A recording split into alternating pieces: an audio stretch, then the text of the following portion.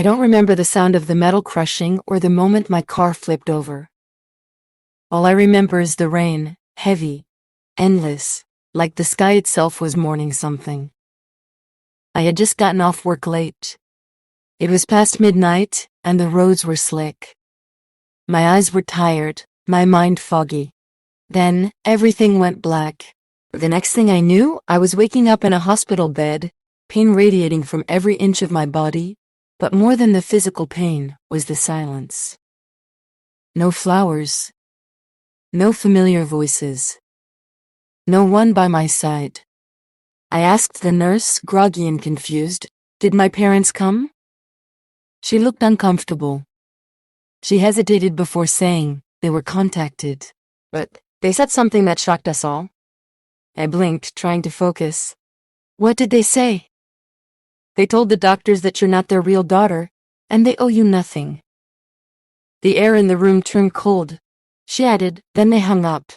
Didn't even ask how bad it was. I felt a deeper pain than any broken bone could cause. I wasn't adopted. Not officially. But I wasn't their biological daughter either. I was taken in when I was 10. My real parents had died in a house fire. The Johnsons, close family friends, agreed to raise me. They had a son, Evan, 2 years younger than me. From the outside, we looked like a happy family. But the truth was far more complicated. They fed me, schooled me, but they never truly loved me. They reminded me often, in small ways, that I wasn't really one of them. "No need for second helping, sweetie, save some for Evan." "Don't touch that, that's expensive, it's not yours." "You're lucky we even took you in." I always tried to brush it off, tried to believe they were just stressed or didn't mean it. But lying in that hospital bed, I couldn't pretend anymore. They had left me to die. And the worst part? They didn't even flinch. A week passed, recovery was slow, and I was still heavily medicated. But my mind was sharper than ever. Every day I stared at the door, half hoping someone might walk in. Maybe they changed their minds. Maybe Evan would come. Maybe this was all a misunderstanding. But no one came, except for the doctors, who now looked at me with a strange mix of pity and awe. "You're a fighter," one of them said. "We didn't think you'd make it, but you pulled through." I forced a smile. I didn't feel like a fighter. I felt like someone who'd just woken up from a long, comfortable lie. And the truth was sharp. My parents didn't love me. They raised me out of duty, not affection. And now that I was broken, they discarded me like trash. The social worker came in the next day. She had a kind smile, but her eyes were sad. "I'm sorry, sweetheart. We were hoping they'd come around. But they signed a form. Legally severed responsibility. You're over 18, so I'm on my own," I whispered. She nodded. But then she said something that changed everything. "Your aunt left you something." I frowned. "Aunt?" She handed me an envelope. "Her name was Carol. She passed away just a few weeks before your accident. But she left a will. You're the sole beneficiary." My hands trembled as I opened the letter. Inside was a note. And a key. My fingers shook as I held the key. The letter from Aunt Carol was short. It read, "My dearest, I saw through everything. I knew what they were doing to you. I wish I could have done more when I was alive, but I hope this makes up for it. This key opens the gate to everything I saved for it. Don't ever let anyone tell you you're not worth it. Love always, Aunt Carol." Tears welled up in my eyes. I hadn't seen Aunt Carol in years. She was my mother's younger sister, distant, quiet, and always kind. After my parents died, she tried to keep in touch, but the Johnsons pushed her away. Said I didn't need outside confusion. Now here she was, gone, yet giving me the love I needed most. The nurse helped me sit up. "We checked. The inheritance is real," she whispered. "Miss Carol had property, assets, and a sizable trust fund in your name." I blinked. "How sizable?" She handed me the paperwork. My breath caught. $2.3 million. A beach house. A safe deposit box in her name. She'd been saving all of it for me. I stared at the ceiling that night, still weak but wide awake. My body was bruised, but my mind was alive with fire. They left me. They told the doctors she's not our real daughter. Then they hung up. But now that there was money, I knew exactly what they'd do next. They'd pretend it never happened. They'd walk back in and act like loving parents. They'd want what wasn't theirs. They raised me like a charity case. Now they'd come back for profit. But I wasn't the same girl anymore. That girl, the one who begged for love, she died in that car crash. What came out of it was someone sharper, stronger, wiser. So I began planning, step by step. I signed myself out of the hospital before the week ended. I had the nurse arrange a private transport. No ambulances, no headlines, no records for my family to trace. When the Johnsons finally called back, probably after hearing about Aunt Carol's will, the doctors told them I was no longer admitted. No forwarding address, no updates, just gone. I arrived at the beach house on a cool, misty morning. It was even more beautiful than I imagined. White shingles, tall windows, ocean waves whispering just beyond the deck. For the first time in my life, I felt peace. Not temporary calm, real deep peace. Inside it smelled like lavender and pine. Her touch was everywhere. Hand-painted art, soft throws, pictures of my parents on the mantel. Pictures of me. One from when I was 13, grinning with sand in my hair. I broke down crying. She had loved me all along, even from a distance. And now she had given me a place where I belonged. I opened the safe deposit box next. Inside were documents, receipts, and letters, but one in particular caught my eye. A journal entry. She had been watching, recording how the Johnsons treated me, how they slowly pushed her out, how they favored Evan, how they left me alone at parent-teacher meetings. One line read, "If anything happens to me, and they come for her, she must know the truth." And suddenly the truth became my weapon. Exactly 1 week after my discharge, the Johnsons showed up at the law firm handling the will. My lawyer called to inform me. They were eager, he said. I laughed bitterly. Of course they were. He continued, they claimed they raised you, and they assumed they were named in the will. They wanted to access the trust. And what did you tell them? I asked. I gave them your letter. The letter I wrote while still recovering. The one I had folded carefully. The one that would crack their illusion in a single sentence. The letter was only 1 page long, but it had power, because it was the truth in my voice, undiluted. It read to Mr. and Mrs. Johnson, "Thank you for showing me who you truly are. Thank you for the empty words, the cold stares, and the subtle punishments. Thank you for reminding me every day that I didn't belong. Because now I finally believe you. You're right, I'm not your real daughter. Which means I don't owe you anything. And neither does this inheritance. When the doctors called you, I was barely clinging to life. You had the chance to be decent humans. Instead, you chose profit. You left me to die. And now you come running because you smell money. Well, you won't find me. And you won't get a cent. I'm gone. Alive, healing, and free. Goodbye." My lawyer said they read the letter silently. No protests, no arguments, just stunned silence. Then, their faces went white. Because enclosed in the envelope was also a printed transcript, a recording of the call they made to the hospital. My lawyer had obtained it. She's not our real daughter. We owe her nothing. Those exact words, spoken coldly, clearly, now immortalized on paper. There was nothing they could do. No lies left to tell. No stories to spin. Just the truth looking them dead in the eyes.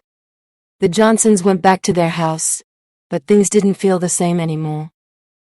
Their name had been dragged through legal mud without ever going public. They couldn't take me to court. The letter and call transcript would destroy them. And deep down, I knew they were more afraid of their reputation than anything. That's all they ever had: image. Churchgoers. Model parents. Respectable citizens. But now they knew I had the truth. And they knew I could expose it. So they did the only thing people like them ever do. They backed off. Not because they regretted anything, but because I was no longer the helpless girl in their house. At the beach house, I healed. Not just physically, though that took time too. I had metal pins in my leg. Scars on my chest. My voice was raspy from months due to the breathing tube. But none of that compared to the emotional weight I carried. I spent many nights sitting by the window listening to the waves crash. They sounded like my heart used to, angry, relentless, wild. But over time I started to breathe again. Started to feel like I was allowed to exist. No judgment. No shame. Just me. Alive. I hadn't spoken to Evan in almost 2 years. We were never close even though we grew up under the same roof. He was always their real child. He got the praise, the attention, the second chances. But one afternoon I got a message request. It was from him. I heard what happened. I'm sorry. I didn't know they said that at the hospital. For a long moment I stared at the screen. Part of me wanted to ignore it. Part of me wanted to scream at him. Where were you when I needed you? Why didn't you speak up all those years? But instead I replied, now you know. He wrote again. They're not doing well. They're scared. I just thought you should know. I didn't answer after that. Let him sit in the silence. Let him feel what I felt for most of my life. On the anniversary of the accident, I did something strange. I sat down at the kitchen table with a pen and wrote a letter. But not to them. To me. To the girl I was before the crash. You were always enough. Even when they made you feel small. Even when you were told you didn't belong. You survived something they could never endure. And look, you're still here. Not broken. Rebuilt. You are not a burden. You are a storm that refused to be silenced. I cried when I finished it. Because I believed it. For the first time in my life, I believed it. 6 months later, I met with Ankar's lawyer again. He had one more thing to give me. A video, he said. She recorded it a month before she passed. He handed me a flash drive. My hands trembled again. I went home, closed the curtains, and pressed play. There she was, smiling, eyes twinkling like they always did. If you're seeing this, sweetheart, I'm already gone. But that doesn't mean I've stopped loving you. They tried to make you small, but I always saw how big your heart was. I left everything to you because you're worth everything. Don't let their cruelty define your worth. Live. Laugh again. Love who you are. And promise me you'll make a life that belongs to you. I sobbed like a child. She never stopped believing in me. And now, I wouldn't either. With part of the inheritance, I started something unexpected. A non-profit for girls who aged out of foster care.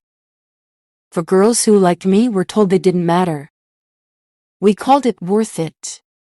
Because we are. I used Aunt Carol's house as the first headquarters. Turned it into a sanctuary. We offered therapy, job training, scholarships, and something else no one ever offered me: unconditional acceptance. It felt right, like I was turning my pain into someone else's pathway. 1 year after the inheritance, the Johnsons sent a letter. It was written in fancy ink with elegant wording. A poor attempt to sound noble. We regret the miscommunication during your time of need. We hope to meet soon. Family is important. I laughed so hard I cried again. Miscommunication? They told the hospital I wasn't their daughter. Left me to die. Now that they realized I had power, they wanted in. But the difference now? I had boundaries, and I had voice, so I wrote back. Not to please them, not to explain, but to end it. I don't need closure. I don't need your love, and I certainly don't need your lies. My life began the moment you let me go. 3 months after I sent my letter, things went quiet. I thought that was the end. But then I received a court notice. The Johnsons had filed a petition, not to challenge the will directly, but to claim emotional guardianship rights over me. Their angle? That I had been mentally unstable due to trauma, and that they had always acted in my best interest. It was a laughable lie, but dangerous enough to be taken seriously if I didn't act fast. I couldn't believe it. They weren't just trying to gaslight me into forgetting the past, now they were trying to steal my freedom again. All for money. All because I dared to live without them. I called my lawyer. Prepare everything, I said. This time I want the world to hear the truth. I remembered Aunt Carol's journal. There were dates, times, descriptions of how I was treated from childhood to my teen years. And more importantly, receipts. Literally. She had saved emails, letters, and even voicemail recordings. She must have known this day might come. She had compiled them in a file she named For the Day They Lie. I cried as I held it. She was still protecting me, even in death. We submitted everything to the court. The judge requested a formal hearing. The Johnsons didn't know I'd show up in person. I wore a black suit. No makeup. No frills. Just fire in my eyes. They were already seated when I walked in. Evan was with them. He wouldn't look at me. Mrs. Johnson's face turned white the second she saw me.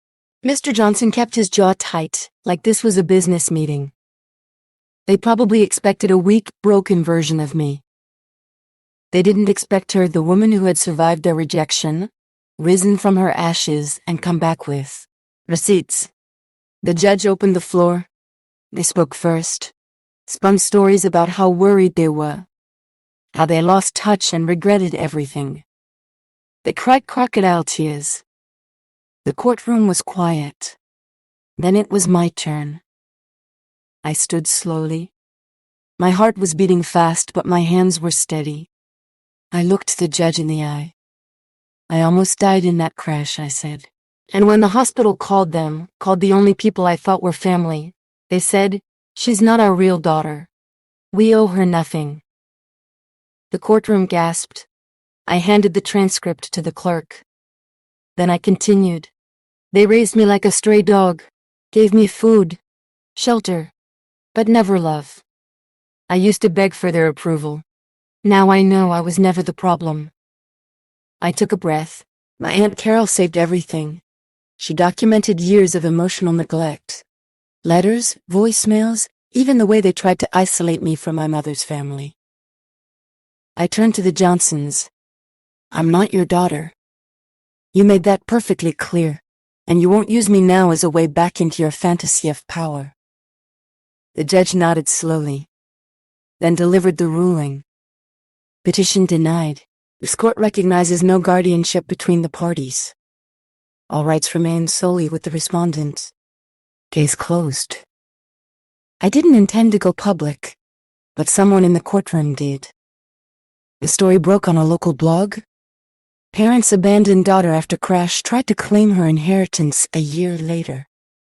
It went viral. The comments poured in. People were furious, supportive, loud.